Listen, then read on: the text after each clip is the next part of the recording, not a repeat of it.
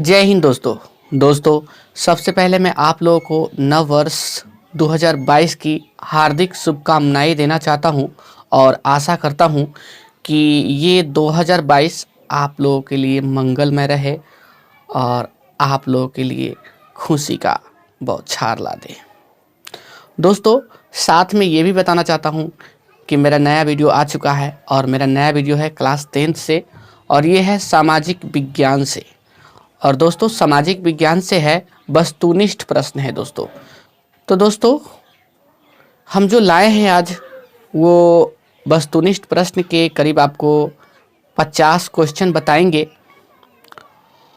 और अभी हम फिलहाल 7 तक नोट किए हैं और ये बहुत ही महत्वपूर्ण है दोस्तों आने वाले मैट्रिक परीक्षा के लिए। दोस्तों पहला है, हिंद चीन पहुंचने वाले प्रथम व्यापारी कौन थे? हिंद चीन पहुंचने वाले प्रथम व्यापारी कौन थे? दोस्तों ऑप्शन है अंग्रेज, फ्रांसीसी, पुर्तगाली या डच। दोस्तों इसका आंसर है पुर्तगाली। क्या है दोस्तों?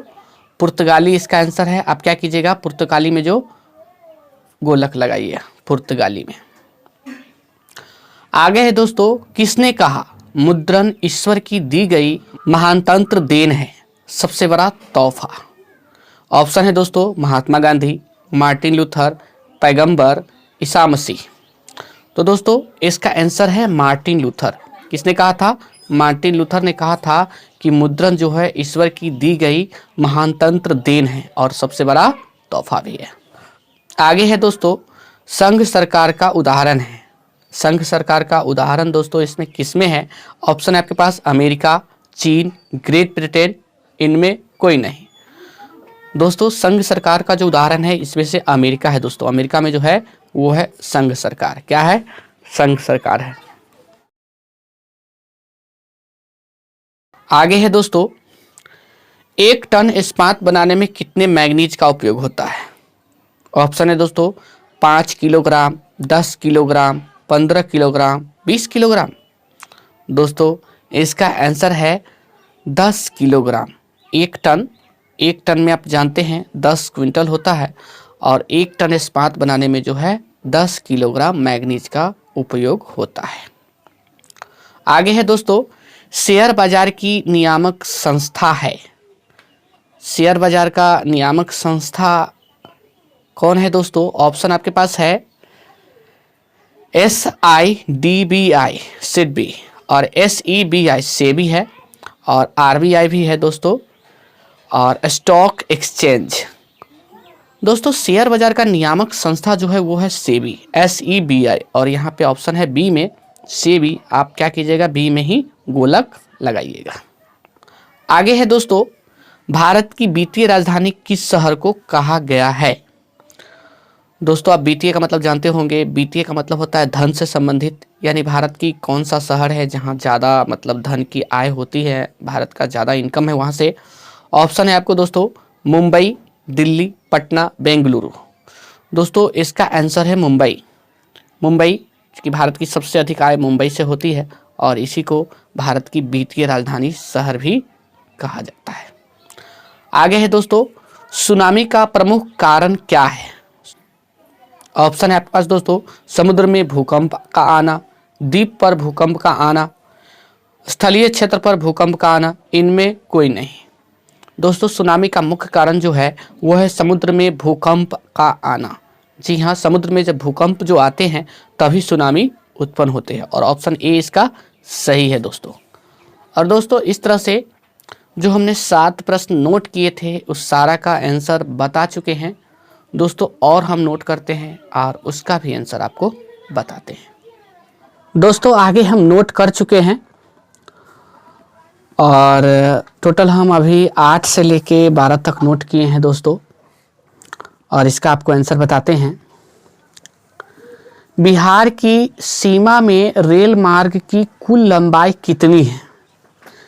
दोस्तों बिहार की सीमा के अंदर जो है रेलवे मार्ग की लंबाई कितनी है?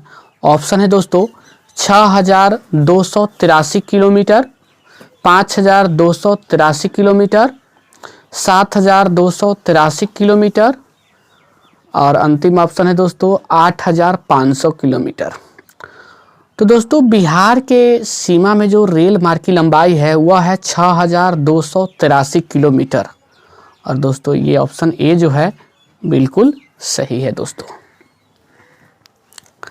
आगे है दोस्तों, जिस देश की प्रति व्यक्ति आय अधिक होती है वह देश कहलाता है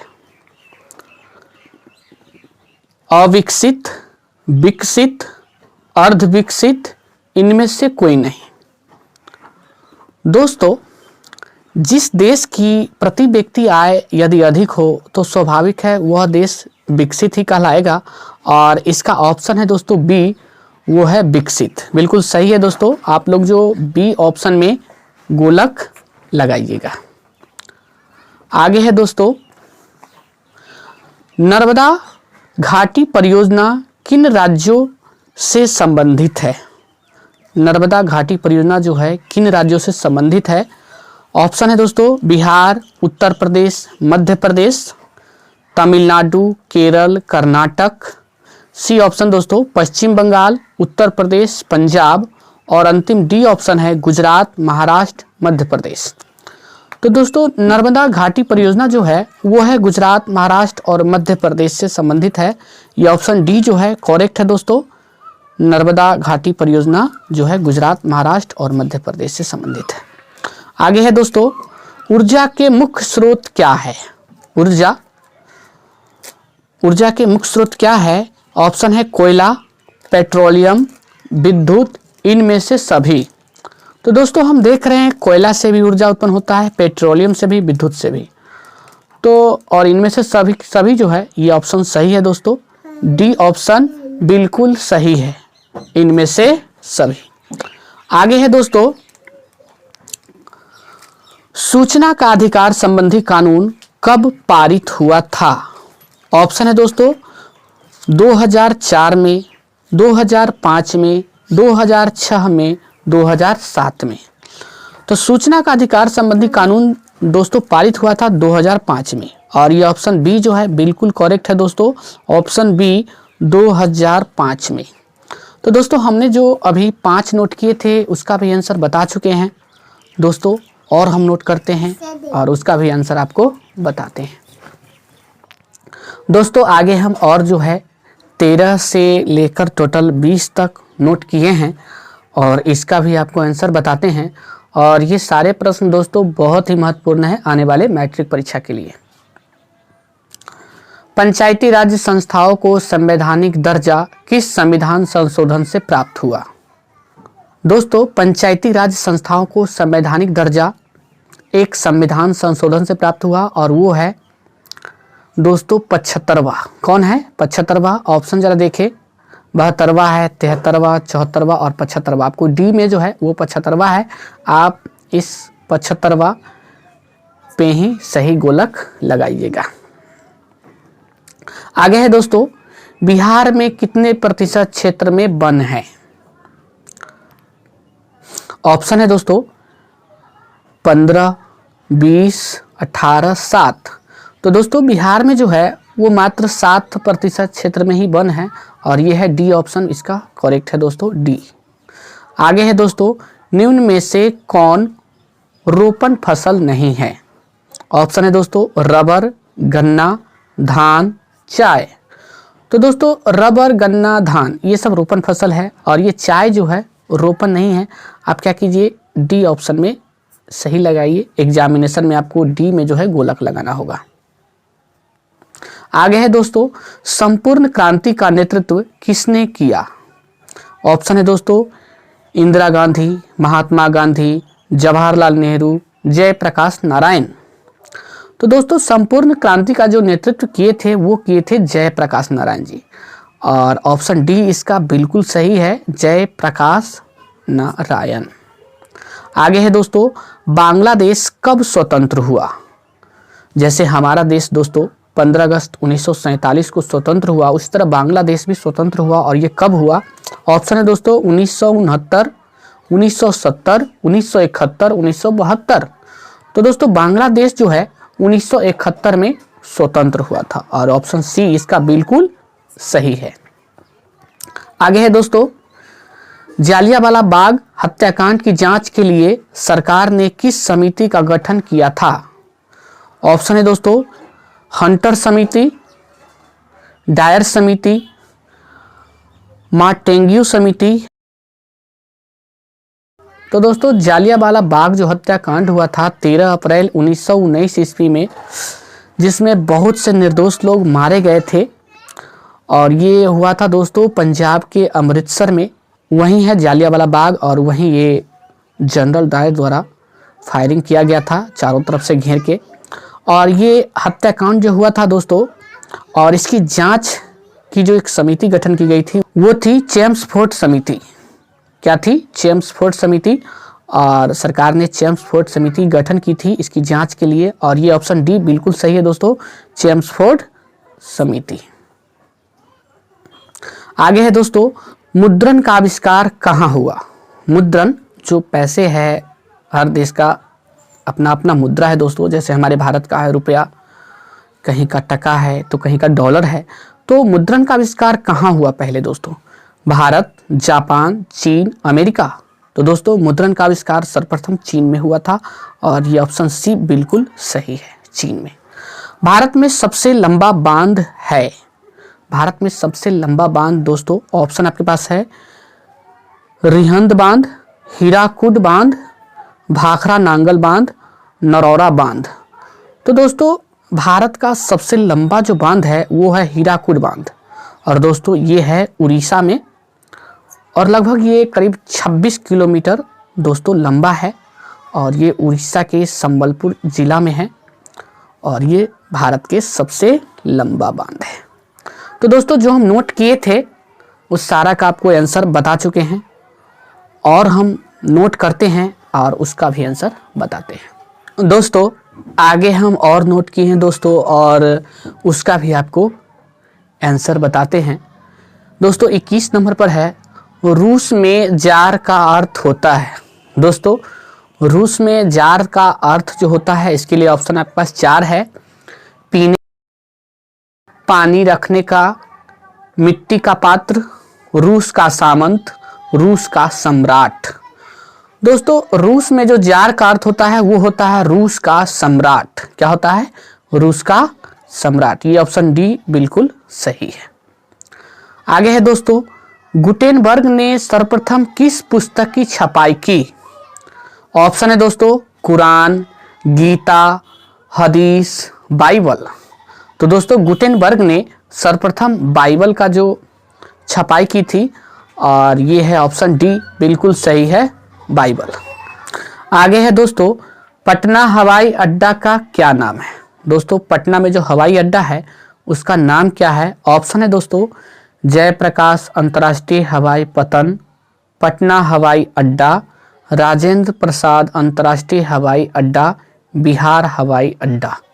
दोस्तों पटना में जो हवाई अड्डा है उसका नाम है जयप्रकाश अंतर्राष्ट्रीय हवाई पतन, और ये ऑप्शन ए बिल्कुल करेक्ट है। टीपू सुल्तान शासक थे? मैसूर, शिमला, कश्मीर, कोई नहीं। दोस्तों टीपू सुल्तान जो शासक थे वो थे मैसूर के, और ऑप्शन ए बिल्कुल सही है दोस्तों, मैसूर। आगे है दोस्तों वैश्वीकरण के मुख्य अंग कितने हैं? ऑप्शन है दोस्तों 1, 2, 5, 4। दोस्तों इसका डी ऑप्शन बिल्कुल सही है, वैश्वीकरण के मुख्य अंग जो है वो 4 है, ऑप्शन डी। आगे है दोस्तों भारत में कोयले का सर्वप्रमुख उत्पादक राज्य है? ऑप्शन है पश्चिम बंगाल, झारखंड, ओडिशा, छत्तीसगढ़। दोस्तों भारत में कोयले का सर्वप्रमुख उत्पादक राज्य है झारखंड, और ये ऑप्शन बी बिल्कुल सही है, ऑप्शन बी बिल्कुल सही। आपको ऑप्शन बी में जो है गोलक लगाना है। आगे है दोस्तों सीमेंट उद्योग का प्रमुख कच्चा माल है? ऑप्शन है दोस्तों चूना पत्थर, बॉक्साइट, ग्रेनाइट, लौह अयस्क। दोस्तों सीमेंट उद्योग का प्रमुख कच्चा माल है चूना पत्थर, और ये ऑप्शन ए बिल्कुल सही है, चूना पत्थर। आगे है दोस्तों वर्तमान में नेपाल की शासन प्रणाली क्या है? ऑप्शन है लोकतंत्र, राजतंत्र, सैनिक तंत्र, कोई नहीं। दोस्तों वर्तमान में जो नेपाल में शासन प्रणाली है वो है लोकतंत्र। क्या है? लोकतंत्र। ऑप्शन ए बिल्कुल सही है, लोकतंत्र। लोकतंत्र का प्राण किसे कहा गया है? दोस्तों ऑप्शन है राजनीति दल, सामाजिक दल, मानवीय दल, नागरिक दल। तो ऑप्शन दोस्तों ए बिल्कुल सही है, राजनीति दल। लोकतंत्र का प्राण जो है वो है राजनीति दल। और इस तरह से दोस्तों जो हम नोट किए थे उस सारा का आंसर दे चुके हैं और हम नोट करते हैं। दोस्तों आगे हम और जो है 30 से लेकर 37 तक नोट किए हैं, टोटल 37 तक नोट किए हैं दोस्तों, और इसका भी आपको आंसर बताते हैं। रूस में कृषक दास प्रथा का अंत कब हुआ? ऑप्शन है दोस्तों 1861, 1862, 1860, 1870। दोस्तों इसका आंसर है 1861 और ये ऑप्शन ए में है 1861। दोस्तों आप लोग जो है ए में, ऑप्शन ए में 1861 में जो है गोलक लगाइएगा। आगे है दोस्तों लंदन में अनिवार्य प्राथमिक शिक्षा कब लागू हुई? ऑप्शन है दोस्तों 1850, 1855, 1860, 1870। दोस्तों लंदन में जो अनिवार्य प्राथमिक शिक्षा लागू हुआ था वो हुआ था 1870 में और इसका ऑप्शन डी बिल्कुल सही है, 1870 सही है दोस्तों। आगे बढ़ते हैं। निम्न में से कौन को प्राथमिक क्षेत्र कहा जाता है? ऑप्शन है दोस्तों सेवा क्षेत्र, कृषि क्षेत्र, औद्योगिक क्षेत्र, इनमें से कोई नहीं। दोस्तों इसमें प्राथमिक क्षेत्र जो कहा जाता है वो है कृषि क्षेत्र। ऑप्शन बी बिल्कुल करेक्ट है दोस्तों, कृषि क्षेत्र। प्राथमिक क्षेत्र जो है वो है कृषि क्षेत्र। आगे है दोस्तों भारत का केंद्रीय बैंक कौन है? भारत का केंद्रीय बैंक, ऑप्शन है दोस्तों रिजर्व बैंक ऑफ इंडिया, क्षेत्रीय ग्रामीण bank, state bank of India, Punjab national bank. दोस्तों भारत का केंद्रीय बैंक जो है वो है आरबीआई। आरबीआई, आर से होता है रिजर्व, बी से बैंक, ऑफ इंडिया, यानी RBI, reserve bank of India. यही ए ऑप्शन बिल्कुल सही है दोस्तों, ऑप्शन ए बिल्कुल सही है। आगे है दोस्तों इनमें से कौन प्राकृतिक आपदा नहीं है? दोस्तों ये जो ऑप्शन देख रहे हैं सुनामी, बाढ़, भूकंप, आतंकवाद, हमें इसमें चुनना है कि ये प्राकृतिक आपदा कौन नहीं है। दोस्तों सुनामी, बाढ़, भूकंप ये जो तीनों है ये प्राकृतिक आपदा है और आतंकवाद ये प्राकृतिक आपदा नहीं है, ये लोगों के मन से होते हैं। अगर लोग चाहेंगे कि आतंकवाद न हो तो नहीं होगा, ये कोई प्राकृतिक आपदा नहीं है। ऑप्शन डी बिल्कुल सही है दोस्तों। देश के बांधों को किसने भारत का मंदिर कहा था?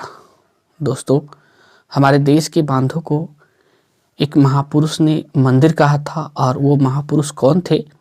ऑप्शन है दोस्तों महात्मा गांधी, डॉक्टर राजेंद्र प्रसाद, पंडित नेहरू, स्वामी विवेकानंद। दोस्तों इसमें है पंडित नेहरू और ये ऑप्शन सी बिल्कुल सही है दोस्तों, ऑप्शन सी पंडित नेहरू जी। पंडित जवाहरलाल नेहरू इनका पूरा नाम है दोस्तों, इसमें पंडित नेहरू है और ये कहे थे भारत के बांधों को भारत का मंदिर कहे थे दोस्तों। दोस्तों पंडित जवाहरलाल नेहरू को हम लोग चाचा कहते हैं, क्योंकि चाचा, हम लोग चाचा के नाम से उनको बुलाते हैं, बच्चे से उनको बहुत लगाव था दोस्तों। आगे है दोस्तों रंपा विद्रोह कब हुआ? रंपा विद्रोह, ऑप्शन है दोस्तों 1916 में, 1917 में, 1918 में, 1919 में। दोस्तों रंपा विद्रोह जो हुआ था वो हुआ था 1916 में और ये ऑप्शन ए बिल्कुल करेक्ट है दोस्तों, ऑप्शन ए 1916 में रंपा विद्रोह। आगे है दोस्तों बिहार का कौन सा क्षेत्र बाढ़ग्रस्त क्षेत्र है? दोस्तों बिहार का कौन सा क्षेत्र है जो बाढ़ग्रस्त है? ऑप्शन है दोस्तों पूर्वी बिहार, पश्चिमी बिहार, दक्षिणी बिहार, उत्तरी बिहार। दोस्तों यहाँ पे थोड़ा मिट गया है, ये बिहार है, थोड़ा हाथ से यहाँ पे घस गया है। तो ऑप्शन इसका जो करेक्ट है दोस्तों वो है डी, उत्तरी बिहार। बिहार का जो उत्तरी बिहार है वो बाढ़ग्रस्त है, यहाँ हमेशा जो है बाढ़ आते रहता है, और यह है उत्तरी बिहार। तो दोस्तों इस तरह से जो हम नोट किए थे उस सारा का आंसर दे चुके हैं, और हम नोट करते हैं और उसका भी आंसर आपको देते हैं। दोस्तों आगे और हम 38 से 44 तक नोट किए हैं और इसका भी आंसर बताते हैं। प्रथम विश्व युद्ध में किसकी हार हुई? ऑप्शन है दोस्तों अमेरिका की, जर्मनी की, रूस की, इंग्लैंड की। दोस्तों प्रथम विश्व युद्ध में जर्मनी की हार हुई थी। दोस्तों ये ऑप्शन आपको बी में है, और बी में आपको गोलक लगाना है एग्जाम में। दोस्तों आगे है दोस्तों, फसल के बोने, बढ़ने और पकने के लिए उपयुक्त मौसम वाला समय कहलाता है। ऑप्शन है दोस्तों वर्धन काल, हरित क्रांति, रोपण कृषि, कृषि। दोस्तों फसल के बोने, बढ़ने और पकने के लिए उपयुक्त मौसम वाला समय जो कहलाता है वो कहलाता है वर्धन काल, और ये ऑप्शन ए में हम देख रहे हैं, इसलिए ऑप्शन ए इसका बिल्कुल करेक्ट है दोस्तों, वर्धन काल।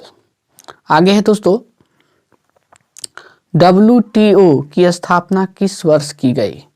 दोस्तों WTO का जो नाम है हिंदी में वो है विश्व व्यापार संगठन, और इसकी स्थापना कब हुई थी?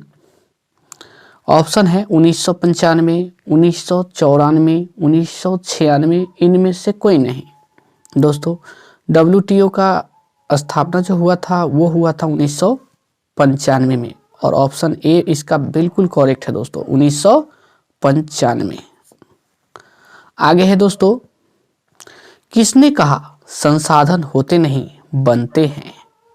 ऑप्शन है दोस्तों जिम्मरमैन, महात्मा गांधी, संदीप पांडे, इनमें से कोई नहीं। दोस्तों इनमें जो देख रहे हैं ऑप्शन, इनमें जो है जिम्मरमैन, इन्होंने कहा था संसाधन होते नहीं बनते हैं, और ये है ऑप्शन ए में।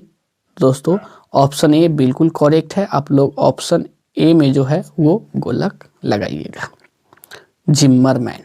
आगे है दोस्तों, संजय गांधी जैविक उद्यान किस नगर में स्थित है? ऑप्शन है दोस्तों राजगीर, बोधगया, बिहार शरीफ, पटना। दोस्तों संजय गांधी जैविक उद्यान जो है ये पटना के चिड़ियाघर का नाम है। पटना के चिड़ियाघर का नाम जो है वो है संजय गांधी जैविक उद्यान, और ये दोस्तों जब पटना का नाम है तो स्वाभाविक है ये पटना में ही होगा, और ये ऑप्शन डी बिल्कुल करेक्ट है दोस्तों, पटना।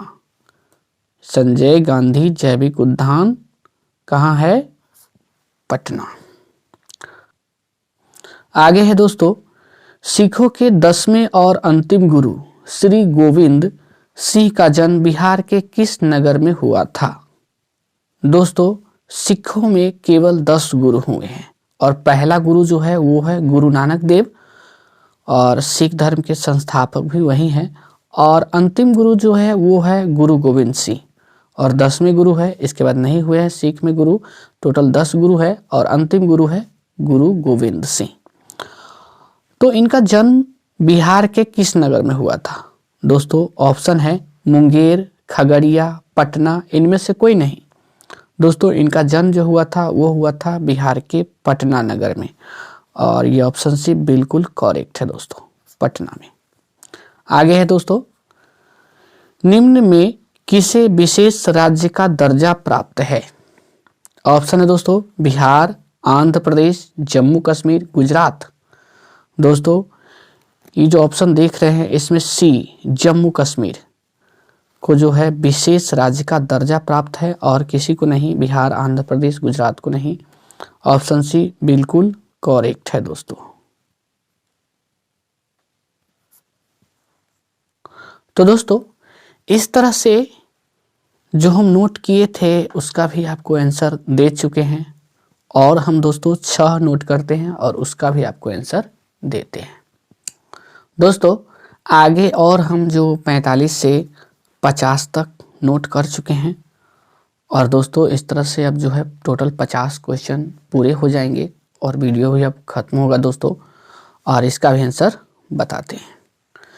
मेजनी का संबंध किस संगठन से था? ऑप्शन है दोस्तों लाल सेना, कार्बोनरी, फिलिक हेटारिया, डायट। दोस्तों मेजनी का जो संबंध था वो था कार्बोनरी संगठन से, और ये ऑप्शन बी जो है बिल्कुल करेक्ट है, कार्बोनरी। आगे है दोस्तों दास कैपिटल किसकी रचना है?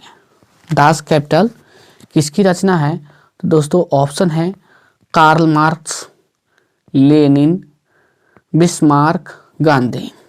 दोस्तों दास कैपिटल जो है वो है रचना कार्ल मार्क्स के, और ऑप्शन ए बिल्कुल सही है, कार्ल मार्क्स। दास कैपिटल की रचना किए हैं कार्ल मार्क्स ने। आगे है दोस्तों चिपको आंदोलन के प्रणेता है, अर्थात चिपको आंदोलन को जो शुरू किए थे प्रमुख, सरप्रमुख जो आगे आए थे सबसे पहले, वो कौन थे? ऑप्शन है दोस्तों मेघा पाटेकर, महात्मा गांधी, सुंदरलाल बहुगुणा, संदीप पांडे। दोस्तों चिपको आंदोलन के जो प्रणेता है वो है सुंदरलाल बहुगुणा, और ऑप्शन सी बिल्कुल सही है दोस्तों, ऑप्शन सी। आप ऑप्शन सी में जो है गोलक लगाइएगा। यदि सुंदरलाल बहुगुणा आपको ऑप्शन ए में आता है तो ऑप्शन ए में आप सही लगाइएगा। आगे है दोस्तों पटना में गोलघर किस उद्देश्य से बनाया गया था? पटना में जो गोलघर है दोस्तों उसका एक उद्देश्य था बनाने का। ऑप्शन है सैनिक रखने के लिए, अस्त्र शस्त्र रखने के लिए, अनाज रखने के लिए, पूजा करने के लिए। दोस्तों पटना में जो गोलघर बनाया गया वो बनाया गया था अनाज रखने के लिए, और ऑप्शन सी बिल्कुल सही है दोस्तों, अनाज रखने के लिए। पटना गोलघर जो बना था वो बना था अनाज रखने के लिए। आगे है दोस्तों काली मिट्टी उपयुक्त है, काली मिट्टी उपयुक्त है। ऑप्शन है कपास के लिए, लीची के लिए, गेहूं के लिए, बाजरा के लिए। दोस्तों काली मिट्टी जो उपयुक्त है वो है कपास के लिए, और ऑप्शन ए बिल्कुल सही है दोस्तों, कपास के लिए काली मिट्टी। दोस्तों अंतिम क्वेश्चन है सर्वाधिक वर्षा होती है। ऑप्शन है पूर्णिया में, चेरापूंजी में, कोच्चि में, मानसीनराम में। दोस्तों सर्वाधिक वर्षा जो होती है वो होती है मानसीनराम में, और ऑप्शन डी बिल्कुल सही है दोस्तों, ऑप्शन डी मानसीनराम में जो है वो सर्वाधिक वर्षा होती है। दोस्तों इस तरह से जो है क्वेश्चन पूरे 50 हो चुके हैं और सारा का आंसर हम दे चुके हैं, और साथ में वीडियो भी खत्म हो चुका है। दोस्तों यदि आप हमारे चैनल पे नए हैं तो वीडियो के नीचे आपको लाल वाला बटन दिखाई देता होगा, आप उसे दबाइए, हमारे चैनल को सब्सक्राइब कीजिए, हमारे साथ जुड़िए और मैट्रिक परीक्षा की बेहतर तरीक़ा से तैयारी कीजिए। दोस्तों जाते जाते हमारे वीडियो को ज़रूर लाइक कीजिएगा और कमेंट करके ज़रूर बताइएगा कि ये वीडियो आपको कैसा लगा।